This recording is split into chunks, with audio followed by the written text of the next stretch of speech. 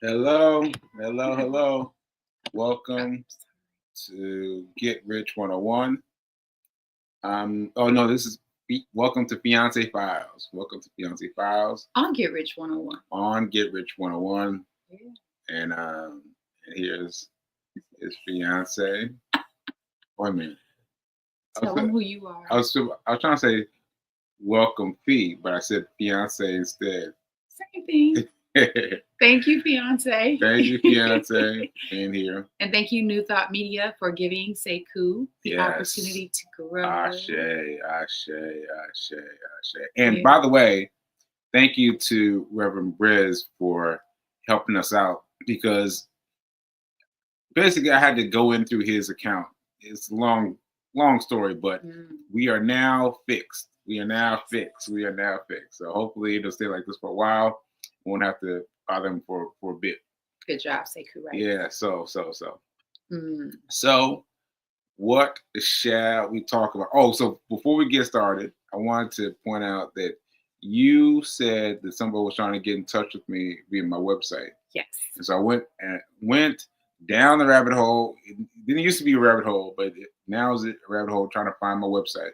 Okay. And I find it, digging, and then I had to find the company who hosts my website because it's no longer GoDaddy. I was like, oh, it's not GoDaddy. Oh. And then I had to find a different company. It was something with a one in it. Nah, okay. it was something else. But ultimately, I found it. Oh, you back up. Okay. And here we are. And here's my website's backup. I had to pay them some money.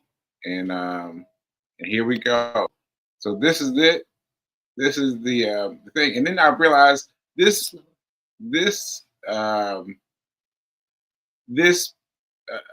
website is so old, right? Like I've got Book Sekou on here, and I've got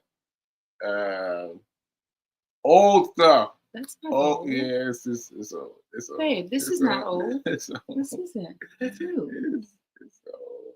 It's old. But I feel that way about my old things I've done. This is a new photo. And this is new contact information. Yeah, but it should be the one that you just saw on the homepage. You know. Well, anyway. Oh, don't get sassy. Don't get sassy with me, sir. And then there was me speaking opening for Les Brown, but this was well before I had a stroke.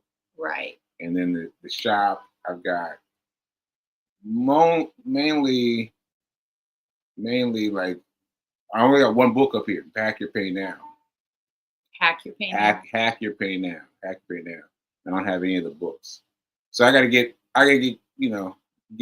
working on get it. working. Yeah. I gotta get and working. my website as well because you're my webmaster.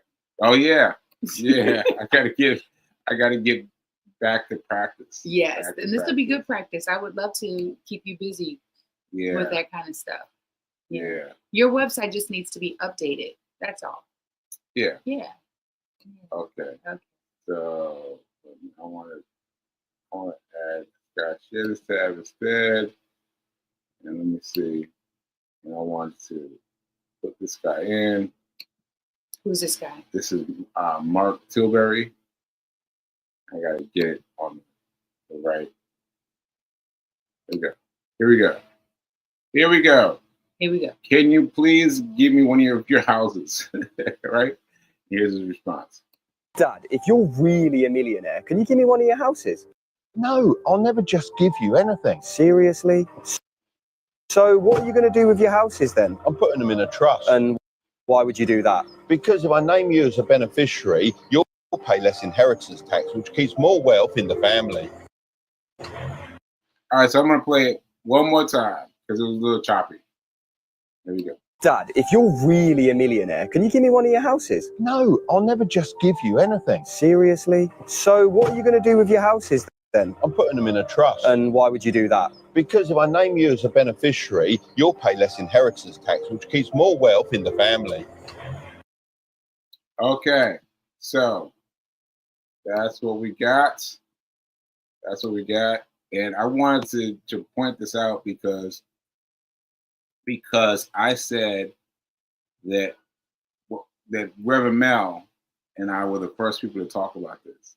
Right. So we talked about this extensively yesterday. Yes. But then I realized that no, I've actually sent something like this to Corby and Rush. And they also expressed knowingness about putting stuff in a trust. And I said, what? What are you talking about? And Your friends they're not bringing you into the fold. no, you got to talk to everybody about everything. That's the lesson. You need to talk to everybody about everything. And so I just wanted to show you guys that this is an interesting thing. So I wanted us to talk about it. Okay. And yeah, and let's talk about it. So did you know that you're supposed to put in a trust? So Hey, fiance. hey, Rev Melissa. Sorry. Hey. The question you're asking me, Fee, did I know that when you are a homeowner, you put your home in a trust versus leaving your home to your people? Yes, exactly. As like in your will. Exactly. No, and it's because I've never been a homeowner. So I think I can't speak for anyone else, but I've never owned a home, and I never thought that a trust was for me or something that I just didn't speak that language because no one ever left me a trust except for SAG. Screen actor. that was a nice one. It's nice to have a trust through Screen Actors Guild. But I think sometimes it's the language. It's the language that can intimidate us because if you don't have the thing that they're talking about, you feel like it doesn't apply to you versus me thinking, okay, well, one day when I am a homeowner, then who am I going to leave my home to when I transition? And so the other thing is I hadn't thought about owning a home until relocating to the East Coast. And because I don't have children either, and my niece was just a baby, it's just, I think conversations don't occur until life presents itself to you in a certain way where you're like, oh, now that I own a business, a brick and mortar, a home, I need to start thinking about things in a different way. I need to start soliciting, an attorney. So no. So let me tell you, it had nothing to do with it. From my perspective, I have owned the condo in Brooklyn, and then I owned a apartment complex in Nashville. A whole complex? Yeah, the whole complex. Oh, I picked the right one. but I didn't know what to do with it, and I never had any conversations about what to do with it. Like I never had any conversations about a trust. All that time of ownership, I never had anything about a trust, and so that just goes to show you have to keep asking. You have to keep asking, and therefore get to the right route. And I think also, I didn't mean to cut you off, but I did, right? Yeah. I think also when the student is ready, the teacher will appear. And so you weren't ready also, which is why you weren't asking the questions. Maybe. I think. Maybe. And here's what I think, because maybe this is a question that you want to present to your parents who are homeowners, who have multiple homes, who are planning, I'm sure, to leave their homes to you.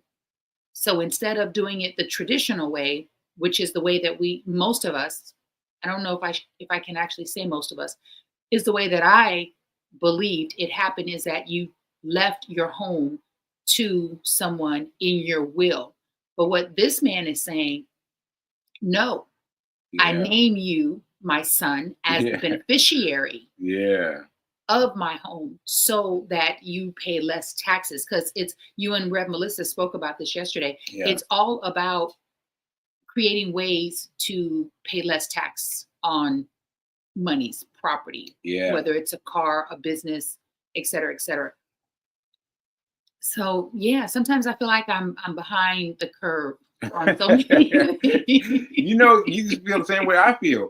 Because imagine me having been in the real estate game and having not had this conversation.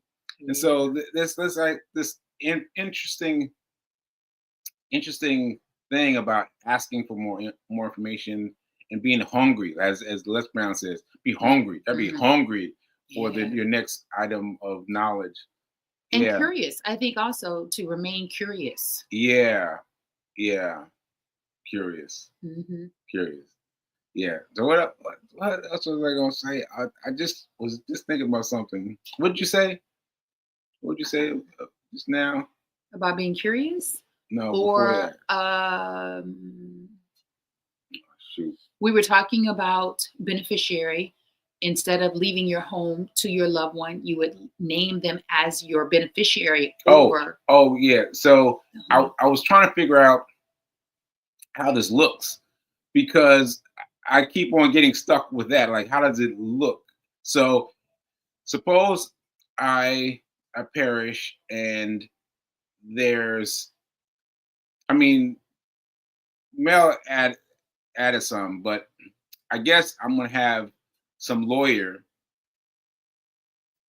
or executor of over your estate. Yeah, so it has to be some kind of a state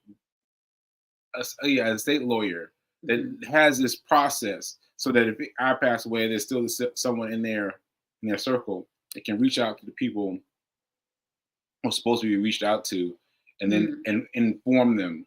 And I was just trying to think of, like, what does that even look like, you know? So because I do have some knowledge of that, dealing with my cousin's death. And she wanted to name me the executor of her estate, but unfortunately we ran out of time. So one of the things I would also say is, and this is one of those things where sometimes I don't know why people, and I don't want this to come off as judgment. I'm really curious as to why we don't spend the time to plan for death. We spend time planning for life. Yeah. You know, you get pregnant, the baby's coming, you have a baby shower. Well, how about a death shower? Because I don't know, and I've not read of anyone who has escaped death. It is the inevitable cycle of life. We are all going to go there. And so you will be the person to name your executor, Sekou, of your estate. You would be the person to name your executor of your estate. Okay. I was just thinking about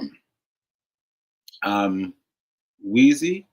Did she have something like this? Did she have my cousin Rosetta or Louise?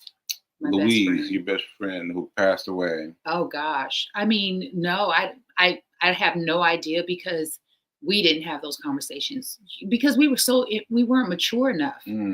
And because she's a best friend and she had a mom and a sister, that's the conversation that they would have had together. So I have no idea. Okay. So just to inform you guys, B's best friend, Louise, passed away from something. Cancer. From cancer, yeah. Best friend for life. Yeah. Ashe. All right. So I guess I'm really trying to talk about this for a third time, because I want to get it in me. Because I realized after I talked to Rev Mel that I'd already sent it to Rush and Corby. And I'd already got it up in here, but I didn't get it locked in. So this time I'm trying to get it locked in. And I think it requires several conversations. However, I really think the person to speak with, there are two. There are many, but two that I know that you have access to right now today, which is Darvell Williams, my insurance agent. He can help you understand it, overstand it. He can help you set it up. Also a financial person outside of our financial advisor, who is Chris Bygrave. So we met a lady last Saturday. Sekou and I went to Berkeley College for a vision board workshop, which was. And wait, sorry, and shout out to me because I'm serious. Shout out to me because I stepped into it, because I could have said, no, I don't want to speak. I'm just here to participate. I just want to watch. All those excuses jumped into my head. I couldn't tell. But I didn't. I said, yes, I will speak. And right then, and so I give myself that decision point was either or. Yes. And I felt like I wanted to go back and like, oh no, just do you. But I stepped up anyway. Well, let me break this down for you, because I was sharing with this group of women that I work with on Wednesdays in Brooklyn. The lady asked me how my weekend was and my week. And I said, and then I remembered, I was like, oh, it was amazing. Sekou and I attended this vision board workshop at Berkeley College. As soon as we walked in, the woman, we didn't know she was a facilitator. She gravitated towards Sekou. You could tell she recognized him. She came over and she hugged him and she said, I'm so inspired by your story. I was like, wow. I've been following you on social media. And then she said, she didn't say, will you? She said, I want you to speak today. I want you to share your story. I shared with one of the ladies, I said, and you know what? I said, Sekou was a speaker before his stroke.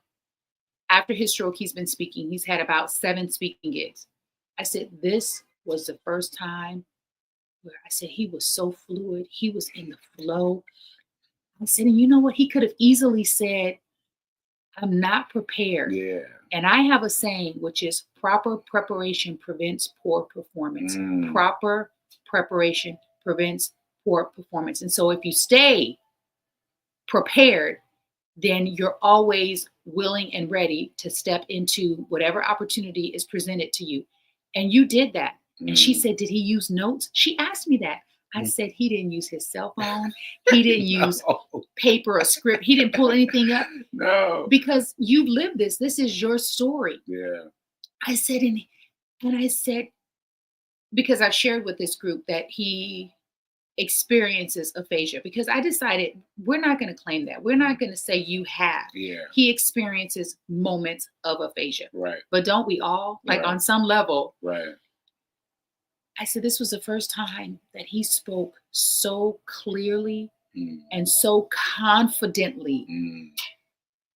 And his voice sounded like the old Sekou, and his pace was on point. And the way that he was sitting on that stool was so sexy to me. I was like, it's a funny thing because she commented on the way I was standing, but me, as I was walking up to the stage, I already saw that bar stool and how I was going to lean off to the right because my right side hurts me, and so I was like I'm going to lean off on the right hand side so I can be in comfort, and that's what it was. And it didn't occur to me. Fee keeps talking about this, but I didn't tell the audience that's why I'm standing this way. Like I didn't think about. I thought about me keeping myself comfortable, but I didn't think about bringing the audience in with me. And I don't even think you needed to, because you looked so comfortable and it looked natural. It didn't look like. But one of the things that I shared with Sekou is to let people know. If you're going to share your story. Let people know that this is what I'm experiencing. Because oftentimes we'll make excuses as to why we can't or don't want to do a thing. Oh, because I have this condition, I have this ailment, I have this impediment. But you can still do it. You can still do it with the condition, with the impediment, with the pain. It's a choice. And he chooses to continue to do it and to continue to show up even though he's in pain. And when you look at him, no one can tell he's in pain. When people hear you, they can't tell that this man has gone through hell. And so sometimes, because you're on the other side of it, you get to take them on the journey. You get to share a little more of what the pain is because of the stroke, the right side. And it was just beautiful. And so many people appreciated his share. There's another opportunity for him to speak this in February. Yeah, that came out from this speaking engagement. Yeah. So I think Sekou, someone like the woman we met, that was my point. We met a woman, she was on a panel with other people. And let me tell you, when she spoke, people started listening. Like we started putting our glue guns down and we were listening because she shared the importance of buying and believing that you can buy where you are. And she spoke Sekou's language, which is there are 3 things you want to do with your money. One was an emergency fund. So she's someone, Sekou, and she also spoke about executorship because her mom passed and her mom bought a house for $300 into $3,000. I'm sorry. But still, and this is Nelson wanting to be on the show with us. Right. He's like, let me get up in here. Say hi.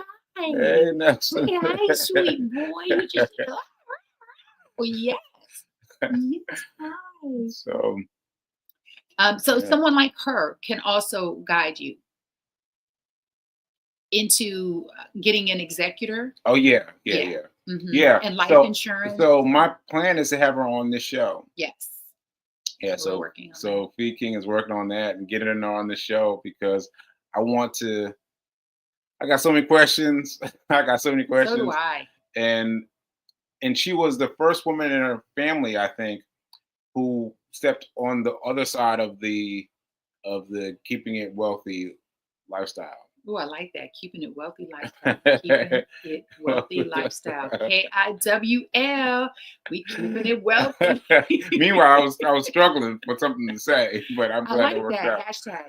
All right. Gotta remember that. Keeping it wealthy lifestyle. Keeping it wealthy lifestyle. Okay. And I'm gonna compose a song. We just keeping it wealthy lifestyle. We just keeping it wealthy lifestyle. Anyway. So I don't know. That's kind of what I wanted to talk about. My that. Well, I want to share something interesting that came up, and it's over there. Someone asked me. I get asked this question a lot, which is, "How did you know Sekou was the one?" Well, I'm just laughing at all the interims we've gone through, all the different things we've gone through over the years. Like, oh my goodness. My first response is I didn't. Yeah. Like, neither one of us. Yeah. No, you knew I was the one. You're gonna put me on Front Street. It's because you knew. Like, come on, the streets were talking. They were telling me things. So I didn't know for a long time. Because Sekou and I met 21 years ago at a film festival. We were friends. African American Film Festival. Yes, we liked one another.